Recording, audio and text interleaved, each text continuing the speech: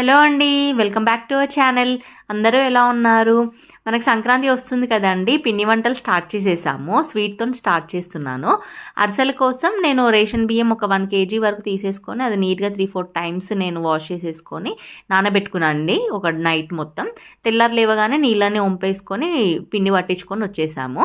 ఇప్పుడు బెల్లం పాకం కోసం 3/4 బెల్లం తీసేసుకొని తురుముకొని అందులో చిన్న గ్లాసెడు వాటర్ వేసేసుకొని మనకి పాకం వచ్చాక ఇలా మనము వాటర్‌లో కొంచెము ముద్ద వేసేసి అది మనకి గట్టిగా బాల్ లాగా వస్తే మనకి పాకం రెడీ అయిపోతుందండి.